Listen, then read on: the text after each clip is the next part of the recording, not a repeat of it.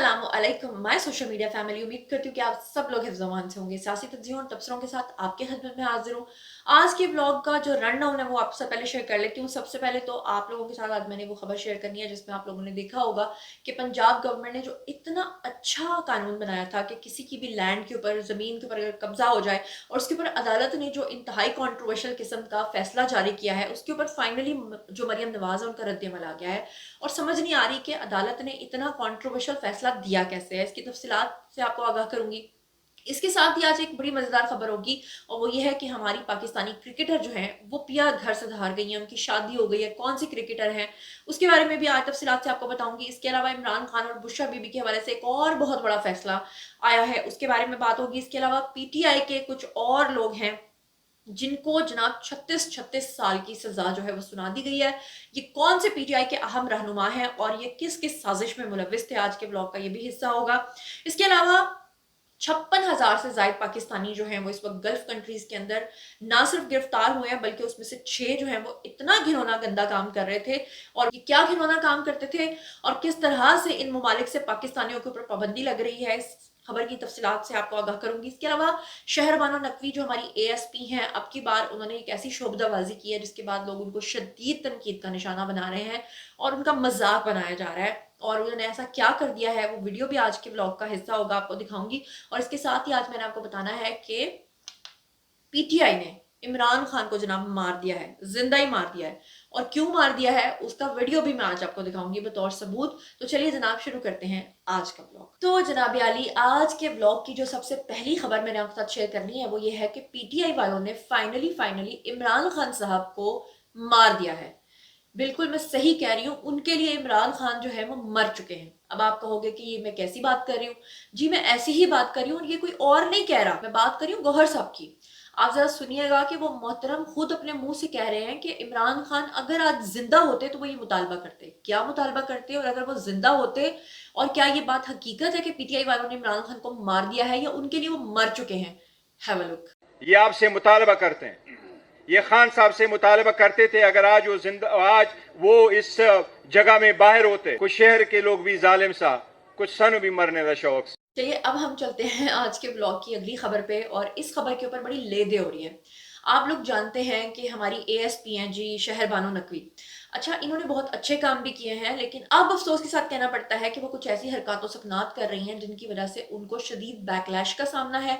लोग उनके ऊपर तनकीद कर रहे हैं, चाहे वो उनकी ड्रेसिंग की वजह से उनके ऊपर तनकीद हो या फिर टिकटॉक के ऊपर अपने वीडियोस लगाने की वजह से तनकीद हो। और अब फाइनली जो उनको तनकीद का निशाना बनाया गया है, वो जनाब एक पॉडकास्ट कर रही थी और पॉडकास्ट के दौरान उन्होंने एक अजीबोगरीब हरकत की जिसकी वजह से बिला वजह वो लाइमलाइट में तो आई, लेकिन साथ ही साथ लोग इस चीज को सख्त नापसंदीदगी की नजर से देख रहे हैं। अच्छा, ये पूरा वाकया क्या था, पूरा मामला क्या था, मैं आपको बता देती हूँ, लेकिन इससे पहले मैं आपको एक रिमाइंडर देना चाहती हूँ। आपको याद होगा कि शहरबानो नकवी जो हैं, ये वही खातून हैं जो उस वक्त लाइमलाइट में आई थी जब इचरा के अंदर एक वाकया हुआ था, जब एक खातून ने हलवा या हलावा नाम का एक लफ्ज लिखा हुआ था उनकी शर्ट के ऊपर और वो पहन के खातून जो है वो हजूम में चली गई थी। और लोगों ने ये समझ कर के हलावा जो या हलवा लिखा हुआ है ये खुदा न खास्ता कोई अरबी की आयात लिखी हुई है, लोगों ने उसको अरबी आयात समझ के उस खातून को वहां पे पकड़ लिया था और उसको उसी वक्त मार देने के दर पे थे जिस वक्त वहां पर शहरबानो नकवी पहुंची और उन्होंने जाकर उस खातून को वहां पे रेस्क्यू किया था।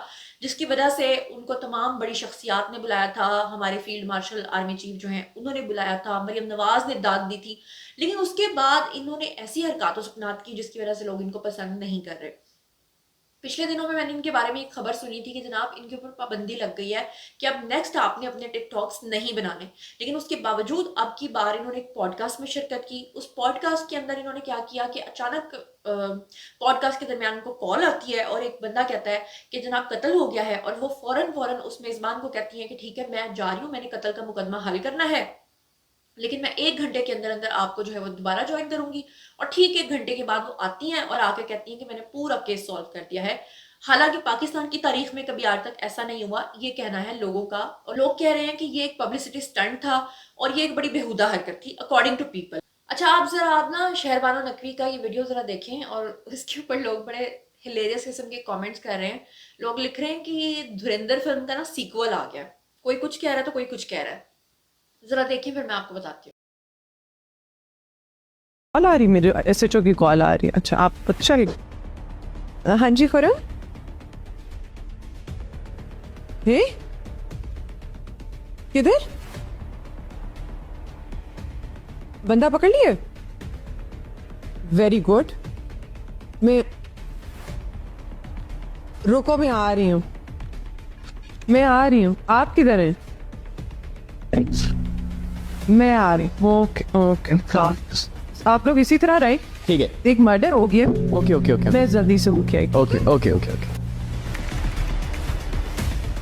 मैम अभी आप इमरजेंसी में गई हैं और आपकी यही डेडिकेशन हमें बहुत पसंद आती है कि आप जॉब के साथ लॉयल हैं। तो क्या मैं जान सकती हूँ क्या हुआ था? मर्डर। मर्डर? जी। कहाँ पे, इसकी डिटेल थोड़ी सी। अच्छा, अब मैं आपको ये भी बता दूं कि जो शहरबानो नकवी हैं, ये पाकिस्तान की वो पहली खातून पुलिस ऑफिसर हैं जिन्हें इस साल सितंबर में एशिया सोसाइटी यानी कि 21 नेक्स्ट जनरेशन फेलोशिप के लिए मुंतखब किया गया था।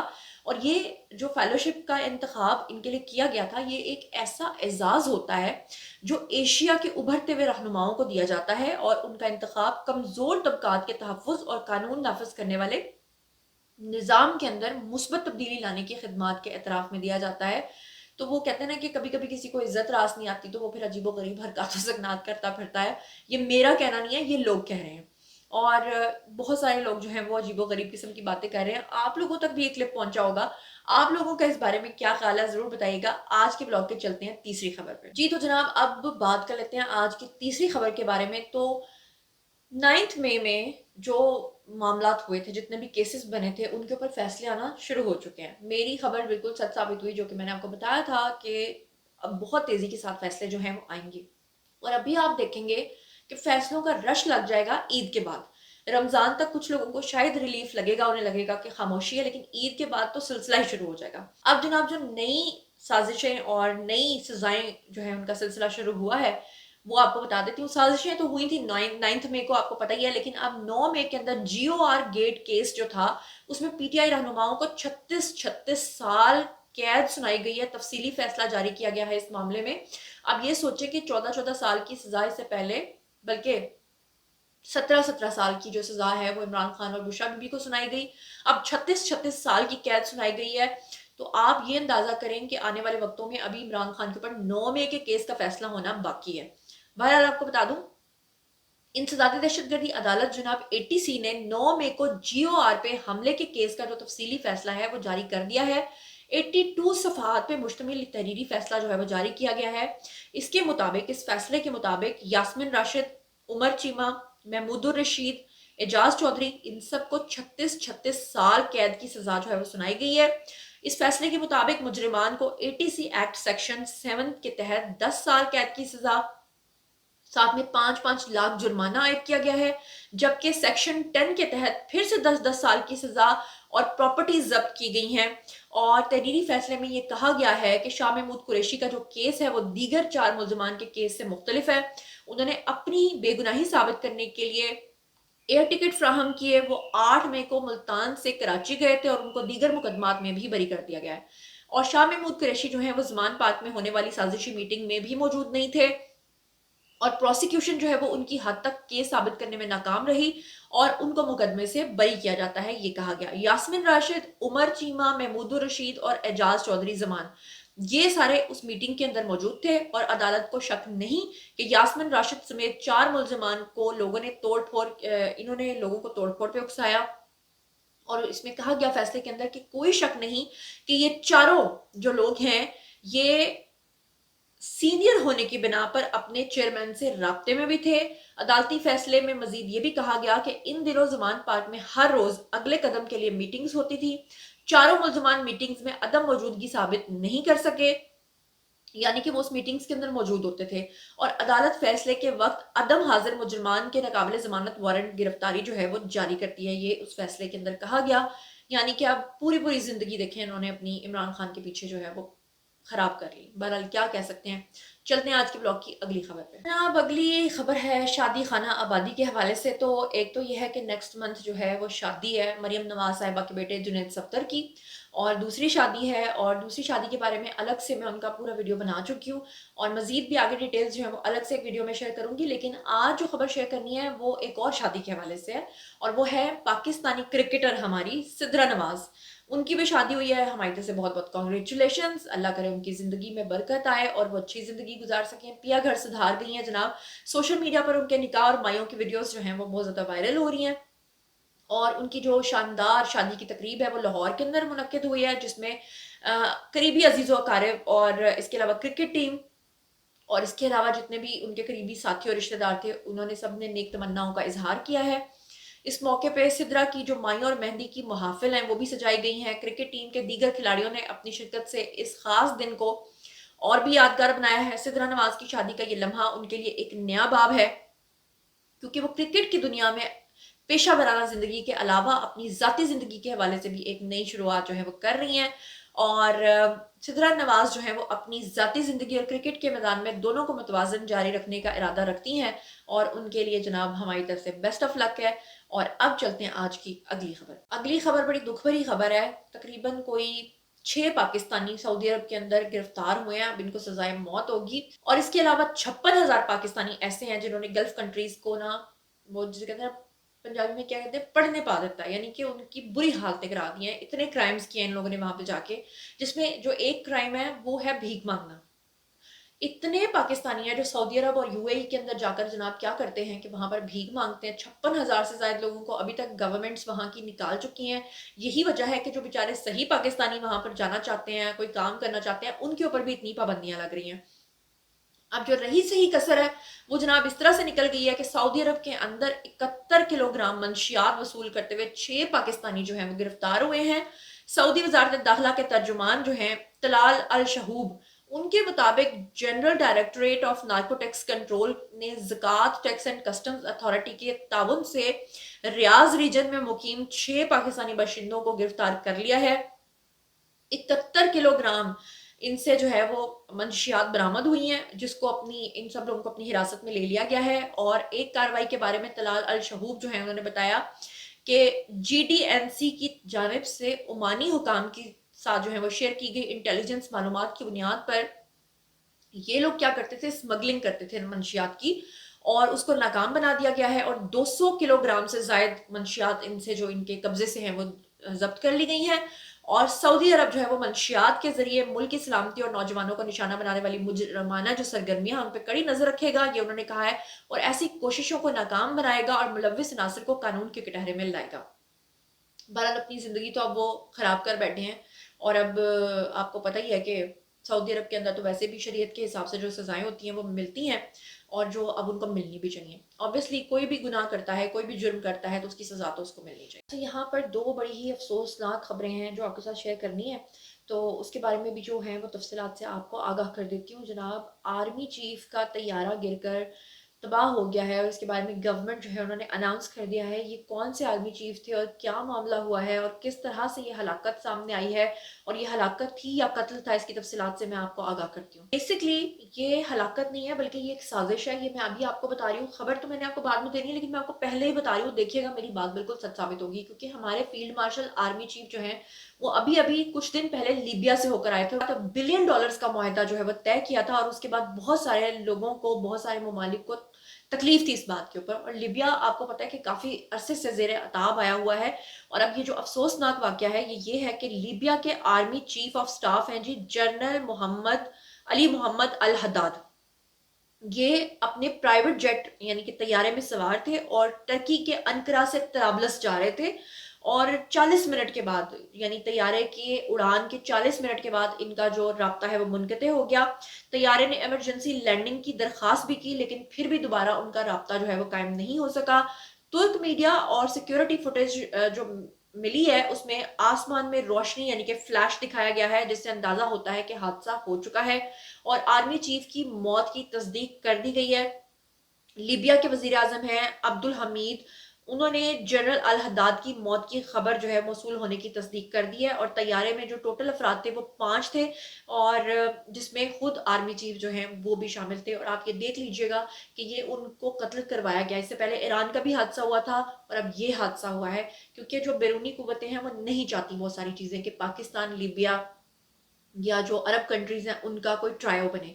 और आप देख लीजिएगा ये चीज़ें सामने आएंगी। बहरहाल बहुत ही अफसोस हुआ है। और इसके साथ ही एक और वाकया पेश आया जहाँ पे सीनियर मस्जिद नबवी जो हैं उनके मुअज्जिन जो हैं उनका इंतकाल हो गया। शेख फैसल बिन अब्दुल मालिक नुमान इनका नाम था। लेकिन खैर इससे मैं अफसोसनाक खबर तो इसलिए नहीं कर सकती क्योंकि जिस पाक ज़मीन के ऊपर मौत आती है और फिर उसके बाद मैं तो कहती हूँ जन्नत का सीधा टिकट है। तो बहरहाल और खैर उनकी भी डेथ हो गई। और ये जो लीबिया वाला वाकया है इसने तो वाकई बहुत सारा जो है वो परेशान किया है। आपका इस बारे में क्या ख्याल है जरूर बताइएगा। चलते हैं आज के ब्लॉग की अगली खबर पे। अच्छा जी, एक और बड़ी अहम खबर, और वो खबर है पीआईए की निजकारी के हवाले से। इस पे ऑब्वियसली बहुत सारे लोगों ने तनकीद भी की है, लेकिन हमें देखना चाहिए कि अगर पीआईए जो है वो खसारे में जा रही थी और उसका सारा गवर्नमेंट के ऊपर बोझ आ रहा था और उसकी निजकारी जो है वो शफाफियत के साथ अमल में लाई गई है, तो प्राइम मिनिस्टर शहबाज शरीफ को इस मामले के ऊपर जरूर दाद देना बनती है। सबसे बड़ी जो उनकी मुझे बात पसंद आई है वो ये है कि इस पूरे मामले की निजकारी की जो लाइव नशरियात हैं वो चलाई गई ताकि किसी से कोई चीज़ जो है वो हिडन ना रखी जाए। और ना सिर्फ इस पूरे मामले के ऊपर बराह रास्त निगरानी, लाइव नशरियात के जरिए बोली का पूरा अमल शफाफ रखा गया, बल्कि किसी मुदाखलत की गुंजाइश भी नहीं इसमें दी गई। और आपको ये भी बता दूं कि आरिफ हबीब जो है कंसोर्शियम ने 135 अरब रुपए में 75% शेयर जो हैं पीआईए के वो इसमें हासिल किए हैं। और मकसद क्या था इसका? इदारे को बचाना, मुस्तहकम करना, जदीद करना। क्योंकि पीआईए के जहाज़ों के बारे में अक्सर लोग बात करते हैं, सर्विसेज के बारे में बात करते हैं, तो इंशाल्लाह इसमें बेटरमेंट आएगी। और इस कामयाब नीलामी ने सरमायाकारों का एतमाद जो है वो मजबूत किया है। और वो लोग जो ये कहते थे कि आने वाले दिनों में पाकिस्तान के अंदर कोई इन्वेस्टमेंट नहीं करेगा, पाकिस्तान के अंदर कोई चीज़ नहीं खरीदेगा, उसके मुंह पर ये एक जन्नाटेदार थप्पड़ है। अब चलते हैं आज की अगली खबर पे। आखिरी खबर जो आज के ब्लॉग की है वो इमरान खान और बुशरा बीबी के हवाले से। जैसे कि मैं 9 मई के बारे में बात भी कर रही थी, तो जनाब ये एक बड़ा अहम फैसला सामने आया है जिसमें सेशन कोर्ट इस्लामाबाद ने ये कहा है कि 9 मई समेत दीगर मुकदमात में इमरान खान और बुशरा बीबी को 27 जनवरी तक गिरफ्तार ना किया जाए। अदालत ने जनाब इमरान खान और बुशरा बीबी की जमानत जो है वो कबल अज़ गिरफ्तारी 27 जनवरी तक इसमें तौसीक की है। अदालत ने आइंदा समात के ऊपर बानिया पीटीआई यानी इमरान खान को और जाती तौर पे उनको कहा है कि वीडियो लिंक के जरिए वो पेश हो सकते हैं। और बानिया पीटीआई के खिलाफ 9 मई के वाकयात, इक़दाम कत्ल, जाली रसीदों समेत दीगर मुकदमात जो हैं वो अभी भी उनके ऊपर दर्ज हैं। इसके अलावा बुशरा बीबी के खिलाफ मुबैना जाली रसीदें जमा कराने के इल्ज़ाम में भी मुकदमा दर्ज है और जल्द ही जो है इसका फैसला जो है वो सुनाया जाएगा। फिलहाल उनको गिरफ्तार करने से मना किया गया है। और जाते जाते एक फैसला आपके साथ शेयर करना चाहती हूँ, यकीनन आपको भी बड़ी तकलीफ हुई होगी। पंजाब गवर्नमेंट ने एक बड़ा ज़बरदस्त फैसला किया था मरियम नवाज ने, जिसमें उन्होंने कहा था कि वो तमाम लोग जिन बेचारों की ज़मीनों पे कब्जे हुए हुए हैं उन कब्ज़ों को छुड़वा लिया जाएगा, जो असल ऑनर्स हैं उस ज़मीन के वो उनको दे दी जाएगी। लेकिन अफसोस के साथ ये कहना पड़ता है कि अदालत की तरफ से इस चीज़ को रिवर्स कर दिया गया। तो उसके ऊपर फाइनली मरियम नवाज जो है उनका रद्द-ए-अमल आया है और उन्होंने कहा है कि बरसों और नस्लों तक चलने वाले जायदाद के मुकदमात को पहली बार 90 दिन में तय करने की हद जो है वो मुकर्रर की गई थी। हमने बरसों और दहाइयों के सताए हुए लाखों अहले पंजाब की मदद का कानून बनाया था, लेकिन अफसोसनाक बात यह है कि अब इसको रिवर्स कर दिया गया है और मुझे नहीं पता चल रहा कि क्यों अदालत की तरफ से ये सब कुछ किया गया है। बहरहाल उन्होंने कहा कि लाखों अहले पंजाब की हमने मदद का कानून बनाया था और अदालती फैसला जो आया है आला अदलिया जो है उन्होंने जो तय किया है वो मुसलमान असूलों के मुताबिक नहीं है। मुअत्तली से मरियम नवाज का नहीं बल्कि कब्जा और लैंड माफिया जो है उनके सताए हुए अवाम का बड़ा नुकसान हुआ है। और उन्होंने कहा कि कानून की मुअत्तली से कब्जा माफिया को फायदा मिलेगा, अवाम इसे कब्जा माफिया की पुष्ट पनाही समझेंगे। जाहिर बात है कि अगर गवर्नमेंट जो है वो इतना अच्छा फैसला कर रही है कि जिस जिसकी जमीन पे कब्जा हुआ है वो कब्जा उसको वापस मिल जाएगा, और अगर अदालत जो है वो मुजरिमान या मुलजिमान को इस चीज की प्रोटेक्शन देगी, तो सोचें कि हम फिर सच में कहेंगे कि कानून जो है वो अंधा होता है। बहरहाल आपका इस केस के बारे में क्या सोचना है जरूर कमेंट सेक्शन में बताइएगा। इसी के साथ मुझे दीजिए इजाजत। अपना बहुत बहुत ख्याल रखिएगा, चैनल को सब्सक्राइब कर लीजिएगा, अपना बहुत बहुत ख्याल रखिएगा। अल्लाह ने के बाद।